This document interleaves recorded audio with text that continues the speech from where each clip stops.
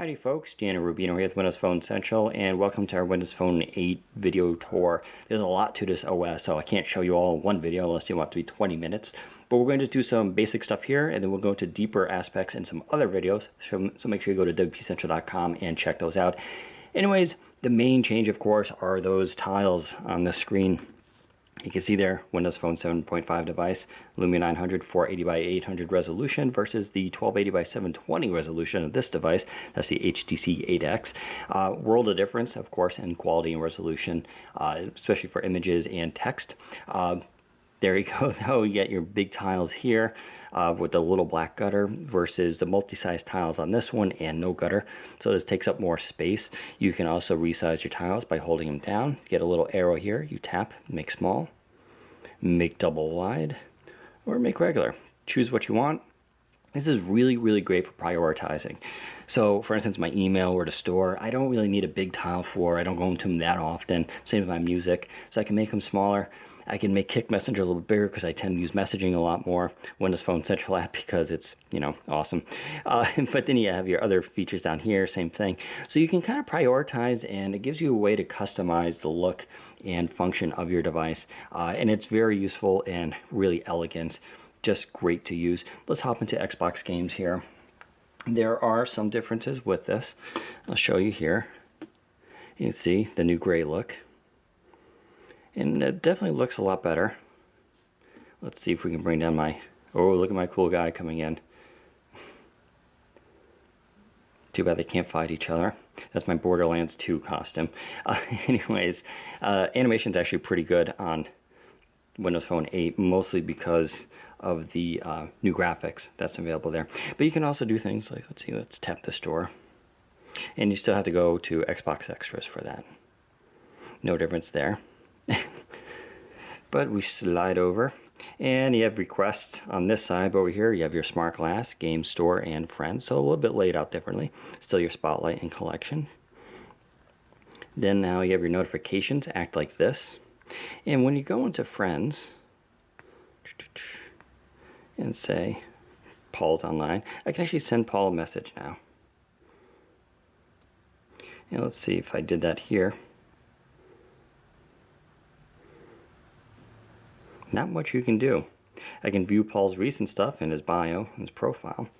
But the ability to send messaging, pretty great. I know a lot of people have asked about that.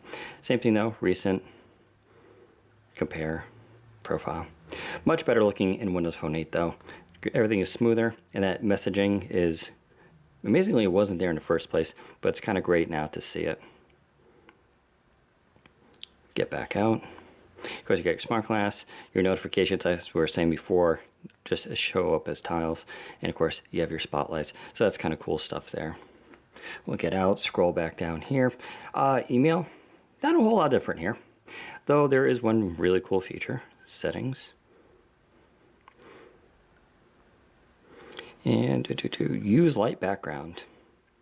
How cool is that? If you really want that uniform look, so we make it look like your instant messaging or your text messaging, you can set it to all black. Not a huge difference, but for some people who are going to really kind of want that thing. So that's kind of neat. Let's go to the Windows Phone Store now, not the Marketplace. Basically the same layout here, although you do have apps, games, music. So everything scrolls over. It's much more clean, I think. But when you go into apps, this is kind of neat. You have this little section here, top free, top paid, collections, picks for you, which is based off of your current ratings. You have your best rated. So it brings down all these highly rated apps, which I think this is really nice, new and rising. So these are apps that are, relatively new supposedly, or they're doing well. And you can scroll over for top paid. So you can go through all these categories once you're in them.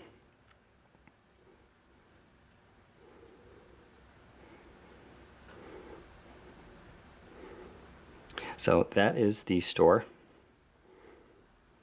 You can scroll through. Of course, we got Internet Explorer 10.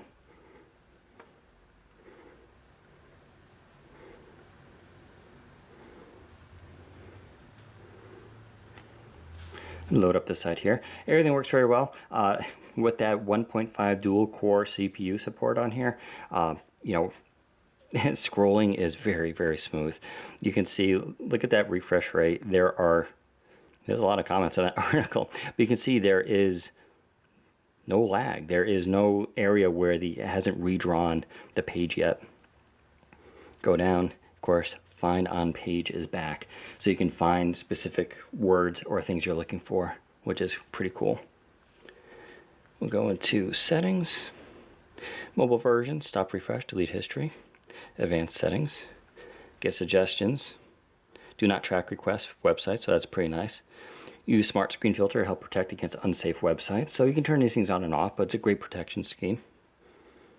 Open links and other tabs and all that, so pretty much the same. But performance-wise, Internet Explorer 10 is excellent. Messaging, not much different there. You can see I have a lot of apps installed. We'll see the photo and camera stuff later.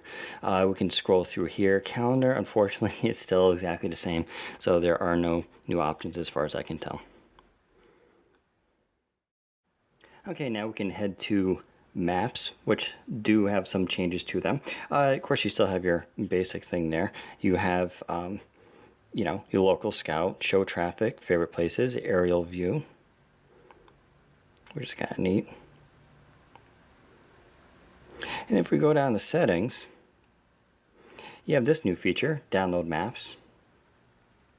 So if I actually start downloading New York, it's paused because you have to let it go, but this allows you to do offline mapping. So when you're searching for things local to you, you don't need to keep pulling down that same map every time. And this will be offline. It'll be for an entire state of New York. It's about 150 megs for New York.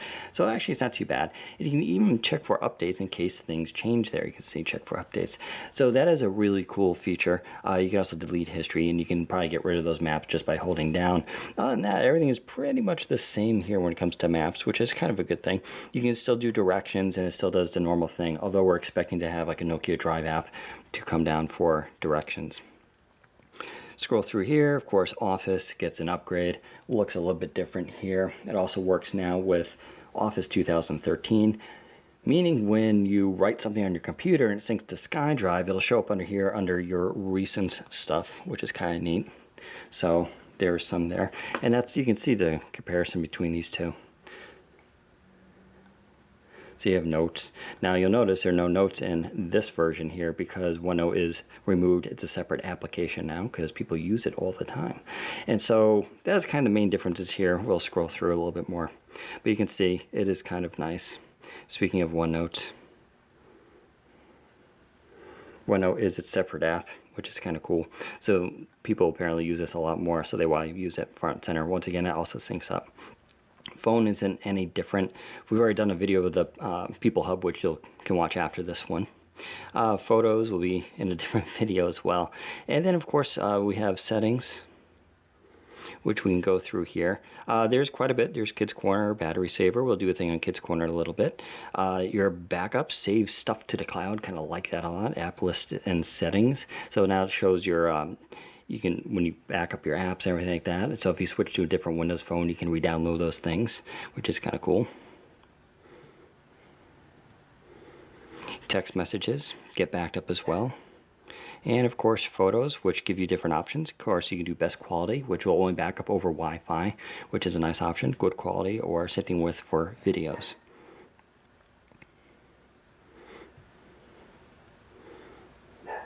You have company apps. That's your private store. If you work for a company and they don't want to bypass the Windows Phone store, they can create their own private one.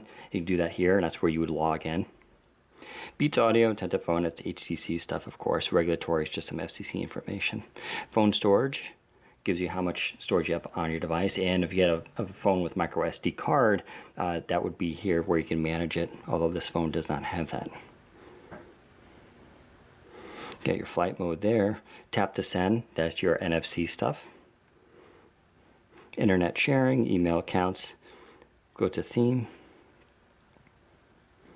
You get now 20 choices for colors. Still no color picker, but these are actually really nice colors, so they work well. And you get your dark and light theme, of course, too. Ringtones and sounds. No custom instant messaging or email alerts, unfortunately. But you do get the same things there, so nothing's really changed in that regard. And of course, you have your wallet experience, which we showed with Bing. Wallet is pretty cool, and you can see more on that later. So that is pretty much a quick tour of Windows Phone 8. There is a lot to it. It is great. It works really well with this new hardware. Things open up very quickly on this. Much faster, of course, those dual core processors and a new GPU. So there we go. Head to Windows Phone Central and check out our full review of this new operating system. Take care, everybody.